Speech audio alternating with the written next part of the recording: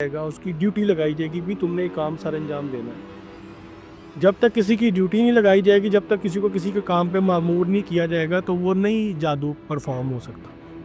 अब इसमें भी इकसाम है। हुँ। लेट्स सपोज ये आपने आपने पेन पकड़ा हुआ ना, इस पेन से भी जादू हो सकता है आप पे। क्यों? क्योंकि इस पेन के ऊपर आपके हाथ का पसीना, आपके फिंगरप्रिंट्स इस पेन पे आ चुके हुए हैं। ये पेन आपके भी हाथ में है। इस पेन के अंदर आपकी बॉडी से कुछ एनर्जीज जा चुकी हैं। अब यहाँ पे एनर्जी लफ्ज़ यूज़ होता है ना, ये सही है। वो कुछ एनर्जीज चली गई हैं। ये पेन ये ग्लव से पकड़े या किसी तरीके से भी पकड़ के इसके ऊपर जादू करके बहुत कुछ किया जा सकता है, आपको नुकसान पहुँचाया जा सकता है। ये पानी की बोतल आपने ढक्कन ओपन किया, ये ढक्कन भी पकड़ के, या आपने ये बॉटल से पानी पिया, इस बॉटल से भी आपके ऊपर जादू किया जा सकता है। जादू आजकल इतना आसान है जो, क्योंकि देखिए हमारे यहाँ पे जो स्कॉलर्स हैं ना, मैं किसी स्कॉलर की वो इंसल्ट नहीं करता, ना मैं कोई तौहीन कर रहा हूँ। मैं सबकी बड़ी रिस्पेक्ट करता हूँ, चाहे वो किसी भी रिलीजन से हो। लेकिन हमारे यहाँ पे इन टॉपिक्स पे स्कॉलर्स की रिसर्च नहीं है। हमारे यहाँ पे शरई और फ़िकी मसाइल पे ज़्यादा बात होती है। हमारे मुल्क का एक माहौल ऐसा है, ऐसा ही है। या इख्तलाफाती जो चीज़ें उन पे ज़्यादा बात होती है। इन चीज़ों पे ही बात होती है, जबकि इन चीज़ों पे बात करना ज़रूरी है। इन चीज़ों की रिसर्च के लिए फिर आपको थोड़ा-सा कॉन्टेक्स्ट से हट के, अपनी रूटीन से हट के बड़ी चीज़ों की रिसर्च करनी पड़ती है। देखिए ना, जादू बेसिकली एक रूहानी बीमारी है। हुँ। जैसे आम बीमारियाँ मेडिकली बीमारी होती हैं। जब तक आप बीमारी पे रिसर्च नहीं करेंगे, आप उसका इलाज नहीं कर सकते। तो हमें पहले जादू पे रिसर्च करनी ज़रूरी है, क्योंकि हमने जादू का इलाज करना है कि जादू में क्या-क्या चीज़ें यूँ इस्तेमाल होती हैं और फिर किन-किन चीज़ों से जादू से बचा जा सकता है।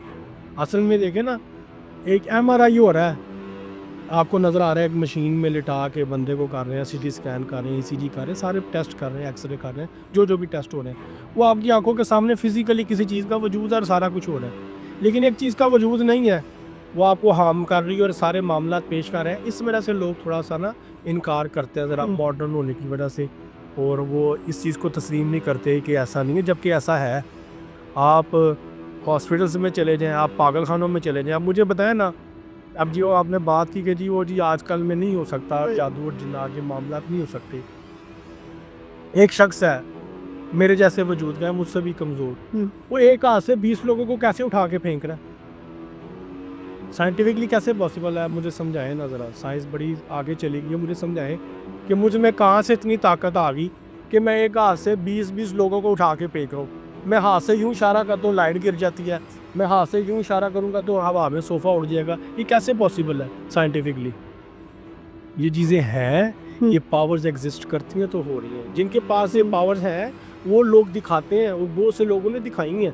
पूरी दुनिया में आज आप यूट्यूब, गूगल पे सर्च करें, आपको बड़े-बड़े लोग मिलेंगे, जो आपको इस तरह की बड़ी चीज़ें करके दिखाएँगे कि अकल दंग रह जाती है आपकी। लेकिन अगर जादू इतना ही ताकतवर है कि उससे कुछ भी हो सकता है, ठीक है? तो जो जादूगर हैं वो दुनिया फ़तह ना कर लें, वो लिमिटेशंस तो कोई आ जाती होंगी ना उनके पास। हमें यहाँ पे कौन से इतने जादूगर वग़ैरह नज़र आते हैं जो बड़े फ़ेमस हों या कुछ भी। अगर जादू में इतनी ताकत है, तो आनी चाहिए हमें उनकी जादू में ताकत भी नज़र। देखिए, ये सवाल आप जिस सिनेरियो में कर रही हैं, मैं समझ गया। इस तरह का सवाल पहले भी मुझसे किया जा सके भी कि जादू से दुनिया के निज़ाम ठीक किए जाएँ।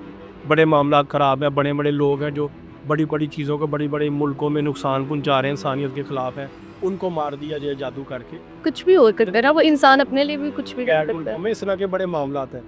देखिए, बात ये है कि जादू में जब आप किसी इविल एंटिटी को कैप्चर करते हैं, काबू करते हैं, अपने कंट्रोल में लाते हैं, उसने वो काम करना है जो आपसे कंसर्न्ड हो, सबसे पहली बात। जिससे आपका लेना देना नहीं ना, उसमें उसने नहीं आना। अब जादूगर क्या करते हैं? अपने माली मुफाद के लिए हुँ। या अपनी जिनसी ख्वाहिशात के लिए इस तरह की एक्टिविटीज़ करते हैं। ये 2 कॉज़ होते हैं। अब यहाँ पे तकरीबन मैं कहूँगा कि 1,500-2 हज़ार रुपया भी कॉस्ट नहीं है। मैं बताता हूँ ऑडियंस को, कोई बंदा मारने का जो जादू करना होता है ना, उसकी 1,500-2 हज़ार का भी कॉस्ट नहीं है। उसके अंदर जो सामान यूज़ होना है, कि आप सोचें कि क्यों उसमें बंदा बीमार करना है, आपने वो बीमार होकर मर जाएगा। और सिंपल सा अमल है, कोई घंटा 2 घंटे भी नहीं लग रहे उसमें, बहुत कम वक्त का अमल है, जिससे इंसान बीमार हो जाएगा और वो मर जाएगा। अच्छा, ये सारा कुछ जादू की इक़साम में ही आ जाता है ना? अभी पहले भी आपने ज़िक्र किया, तो हम जादू की इक़साम से ही शुरू करते हैं। सबसे फ़ेमस काला जादू। तो काला जादू इसका कहाँ से ओरिजिन हुआ? किस तरह किया जाता है? और किस कदर बुरा हो सकता है? देखिए असल लफ्ज़ काला जादू नहीं है, कबाला। असल लफ्ज़ है कबाला। हम्म। वो वहाँ से ट्रैवल करते करते ये इराक में एक शहर है बाबल, जिसे इंग्लिश में बेबीलोन भी कहते हैं, ये वहाँ से चला है। और वहाँ से चलते चलते जब एशिया में लफ्ज़ आया तो इसको लोगों ने काले का नाम दे दिया, काला। जी जी बोलो। सॉरी मैं आपकी बात काट रही हूँ, ये फरिश्ते ही लाए थे जादू? देखिए ये कुरान पाक की तफसीर में ये मिलता है कि हारूत और मारूत 2 फरिश्ते थे, वो लेके आए थे। अब वो एक आजमाइश अल्लाह ने इस कौम पे नाज़िल की। लोग इस पे इख्तलाफ करते हैं भी फरिश्ते कैसे गलत काम क्यों कर रहे हैं यहाँ, वो इस पे इख्तलाफ है लोगों में, उलमाए कराम में।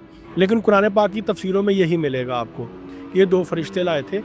जैसे एक मैंने हमज़ाद वाले वाक़ये में ज़िक्र किया था कि उसमें कुछ 800-900 के करीब मलाइका का गिरोह था, जिन्होंने ये आर्गूमेंट किया था कि ज़मीन पे इंसान को खलीफा ना बुलाया जाए तो वो भी जिन्नात वाले काम ज़मीन पर करेगा। उनमें ये 2 मलाइका मौजूद थे, हारूत और मारूत, ठीक है। और वो एक आर्गूमेंट क्या सुनने में मिलता है जो तफसीरों में लिखा है कि अभी ये दुनिया का निज़ाम ठीक नहीं चल रहा, ज़मीन पे जाके हम ऐसे करेंगे वैसे करेंगे। ये आए थे ज़मीन पे, फिर इन्होंने एक औरत को सिखाया, ठीक है। वो एक औरत आई, उन्होंने फिर ये कत्ल भी करवाया, फिर शराब भी पिलाई, जना भी करवाया। जो बड़ी मेन जो बड़े गुनाह है ना वो तमाम करवाए थे। और काला लफ्ज़, काला जादू जो है वो बड़ा लंबा नहीं होता, ये हमारे यहाँ पे रिचुअल्स होते हैं अलग अलग एंटिटीज़ को पकड़ने के। काले जादू में सिर्फ 2.5 लफ्ज़ हैं। कितने लफ्ज़? 2.5 लफ्ज़। 2.5 लफ्ज़, यानी कि कोई 2 लफ्ज़ हैं और एक आधा लफ्ज़ है। ये 2.5 लफ्ज़ है जिससे काला जादू परफॉर्म किया जाता है। और वो लफ्ज़ जिस इंसान ने सीख लिए हैं या जो इनकी प्रैक्टिस करता है या जो उनको यूटिलाइज़ करता है, उसका दुनिया आखिरत में कोई हिस्सा नहीं। वो इंसान अल्लाह का खुला दुश्मन है, क्योंकि वो शैतान का दोस्त है। उसमें आप अपने ईमान का सौदा करते हैं इब्लीस से। आप इब्लीस से कहते हैं कि भी मुझे तुम ताकत दो, मैं ईमान छोड़ रहा हूँ, मैं ईमान छोड़ रहा हूँ और मुझे तुम ताकत दो, फिर जो तुम कहोगे तो वो मैं करूँगा, वो काम सर अंजाम दूँगा। उसके बाद फिर वो आपको ताकतें मिल जाती हैं और फिर आप काम सर अंजाम देना शुरू कर देते हैं। इसी के साथ एक ब्लड मैजिक, खून का जादू, इसका भी बहुत जिक्र होता है। देखिए खून का जादू, खून इस्तेमाल होता है तावीज़ात लिखने के लिए, ज़्यादातर उल्लू का खून इस्तेमाल किया जाता है।